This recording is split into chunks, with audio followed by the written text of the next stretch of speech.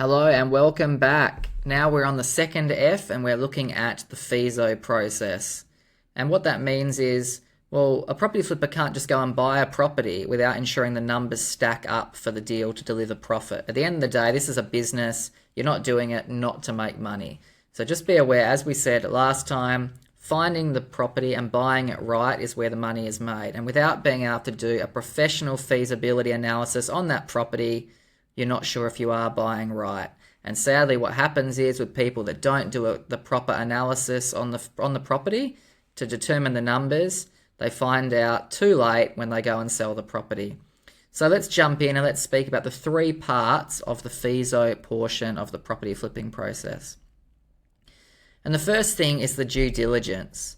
It's about completing your checks on the property and the suburb to make sure that you know all the information about that suburb before you have purchased it. So to start off with, we're looking at the paper checks, and this will give you all the information you need in regards to the property, knowing its positives and negatives. And we want to know this before we purchase it, before we put an offer on it. We want to have a look at things like the ownership information, any zoning details that we have in regards to potentially if it can be subdivided and developed. Any overlay details when we're looking at either bushfire, flood, or heritage, because heritage may impact what you can do with it when you actually do purchase it. You may not be able to do the renovations you think. So the overlays are always very important to check and see if there's anything that's going to stop you doing what you want to do to move it from unrenovated to the final product. So what can and can't be done with the property. All this information is super important to do to find out before you put an offer in. The second part of the due diligence is ensuring you've completed your checks on the ground and things that can impact the final sale price. And we may have mentioned this in the last part in regards to market research. So proximity to a main road, a train line, an airport, things that are going to impact the quiet enjoyment of that property that can impact your sale price. Proximity to the large high voltage power lines. Did you know that some banks will not lend against properties when it's a first home buyer and there's a small deposit only and the LVR is quite high if it's within a certain amount of distance to the high voltage power lines? We've experienced that one before when we were selling a property flippers flip, and that came up, and obviously they had not done their due diligence in the beginning to make sure that's the case and to understand that that's something they need to check. Proximity to state housing.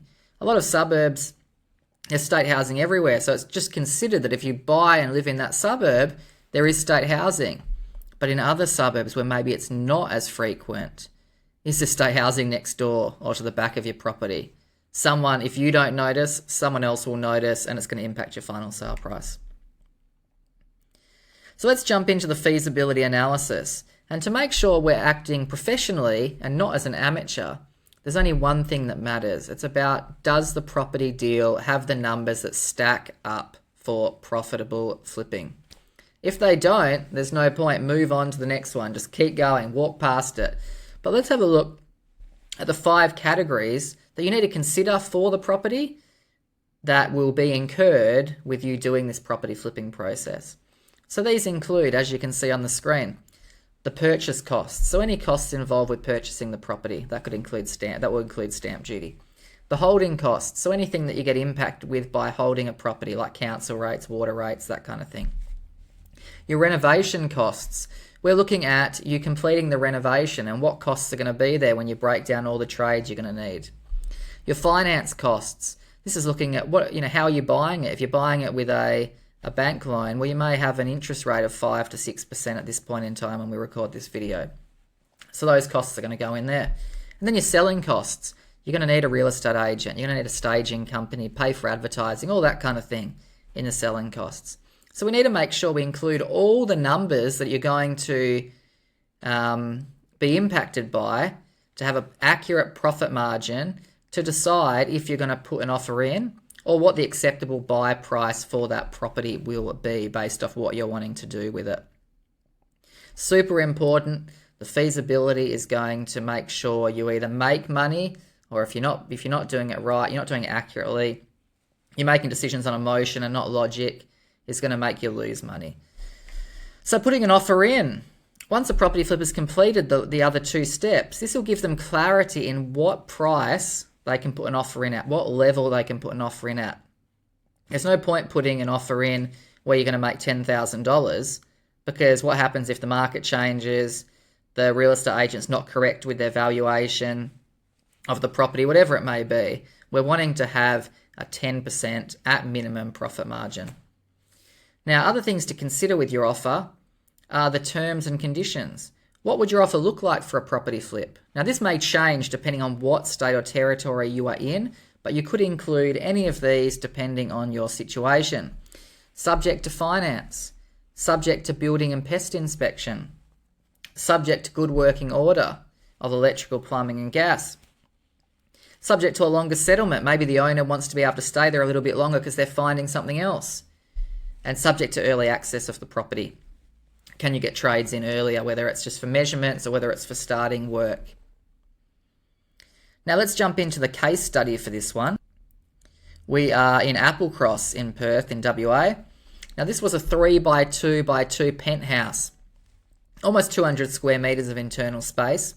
Now this damaged penthouse apartment was taken from the owner due to alleged illegal activity and under the control of the public trustee when it came on the market. So we swooped on it. We purchased it at $975,000. Our renovation was just a small $50,000, and then we sold it for $1.2 million. Now, this was in a premium area of Perth, which is why the property was quite expensive for a 3x2x2 penthouse apartment. But at the same time, I guess if you compare that to Sydney, Melbourne, a lot of other areas, it's quite cheap. Now here we are, here was the front of the building, backing onto the highway that it's on. The property was up here, just behind the trees here, up the top level on the 5th floor. So here, as you can see, here's the lounge room. This is what it looked like when we bought it, as you can see from the agent who was selling it. And as you can see here, now with it staged, flooring redone, new window coverings, new paint, and they also just adjusted to the new technology of the LED lighting plus the black fan. Just a really nice feeling as it just moved out onto, with the open plan, moved out onto the balcony looking at the city. And here's the kitchen. This property was only about, I think it was built in 2010, so it's only about 15 years old. But it's got a very dated look with the way the kitchen looks and the bathroom looks. As you can see, so we didn't spend too much money. We just painted it, painted the cabinetry doors, put new handles on it, put a fridge in there to include it because we thought this property may be a downsizer, which it was, and it was just an extra bonus. But there you go, so big difference with a small amount of money, and you can see that even at that price point, just to $50,000 really lifts the price from when you can purchase it to what you can sell it for. So looking for that disparity between unrenovated and renovated properties. So I hope that helps you with just giving you a little bit of a taste of what a FEASO portion of the property flipping process looks like. There's a lot of work to do in this particular portion to make sure that you get the accurate numbers, to make sure the profit you are chasing is accurate and real. But once you've done that and you're comfortable with all your numbers, it's then going and putting the offer in is exciting, and you're looking forward to try and secure the property if you can. Now let's jump forward and we'll move to the next video where we speak about funding a property flip. I'll see you there.